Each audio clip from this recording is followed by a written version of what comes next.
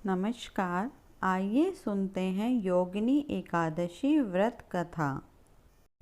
महाभारत काल की बात है कि एक बार धर्मराज युधिष्ठिर ने भगवान श्री कृष्ण से कहा, हे त्रिलोकीनाथ, मैंने ज्येष्ठ माह के शुक्ल पक्ष की निर्जला एकादशी की कथा सुनी। अब आप कृपा करके आषाढ़ माह के कृष्ण पक्ष की एकादशी की कथा सुनाइए। इस एकादशी का नाम तथा महात्म्य क्या है, सो आप अब मुझे विस्तार पूर्वक बतलाएं।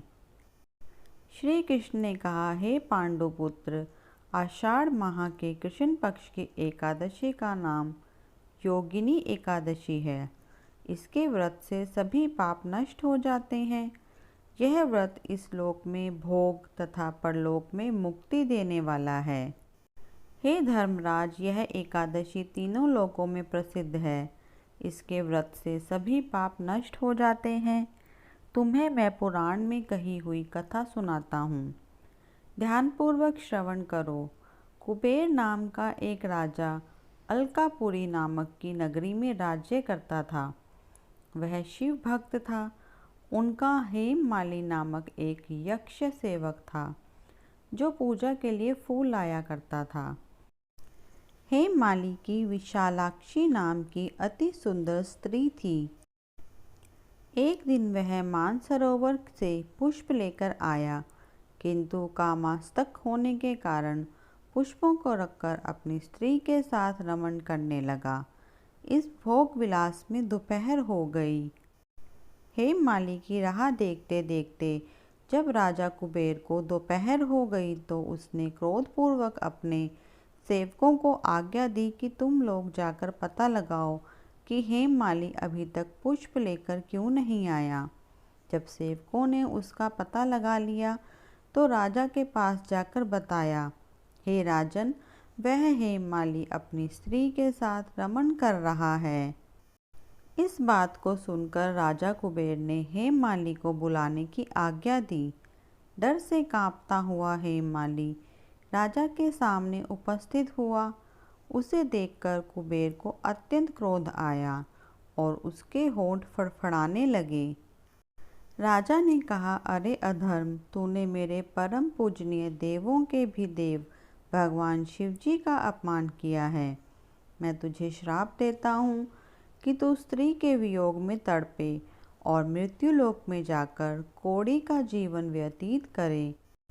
कुबेर के श्राप से वह तक्षण स्वर्ग से पृथ्वी पर आ गिरा और कोढ़ी हो गया। उसकी स्त्री भी उससे बिछड़ गई। मृत्युलोक में आकर उसने अनेक भयंकर कष्ट भोगे, किंतु शिव की कृपा से उसकी बुद्धि मलिन न हुई और उसे पूर्व जन्म की भी सुध रही। अनेक कष्टों को भोगता हुआ तथा अपने पूर्व जन्म के कुकर्मों को याद करता हुआ वह हिमालय पर्वत की तरफ चल पड़ा। चलते चलते वह मार्कंडेय ऋषि के आश्रम में जहाँ पहुँचा। वह ऋषि अत्यंत वृद्ध तपस्वी थे। वह दूसरे ब्रह्मा के समान प्रतीत हो रहे थे और उनका वह आश्रम ब्रह्मा की सभा के समान शोभा दे रहा था। ऋषि को देखकर हेममाली वहाँ गया और उन्हें प्रणाम करके उनके चरणों में गिर पड़ा। हेममाली को देखकर मार्कंडेय ऋषि ने कहा, तूने कौन से निकृष्ट कर्म किए हैं जिससे तुझे कोढ़ी हुआ और भयानक कष्ट भोग रहा है। महर्षि की बात सुनकर हेममाली बोला, हे मुनि श्रेष्ठ, मैं राजा कुबेर का अनुचर था। मेरा नाम हेममाली है। मैं प्रतिदिन मानसरोवर से फूल लाकर शिव पूजा के समय कुबेर को दिया करता था। एक दिन पत्नी सहवास से सुख में फंस जाने के कारण मुझे समय का ज्ञान नहीं रहा और दोपहर तक पुष्प न पहुंचा सका। तब उन्होंने मुझे शाप दिया कि तू अपनी स्त्री का वियोग और मृत्युलोक में जाकर कोढ़ी बनकर दुख भोग। इस कारण मैं कोढ़ी हो गया तथा पृथ्वी पर आकर भयंकर कष्ट भोग रहा हूँ। अतः कृपया करके आप कोई ऐसा उपाय बतलाइए जिससे मेरी मुक्ति हो। मार्कंडेय ऋषि ने कहा, हे हेममाली, तूने मेरा सन्मुख सत्य वचन कहे हैं, इसलिए मैं तेरे उद्धार के लिए एक व्रत बताता हूँ।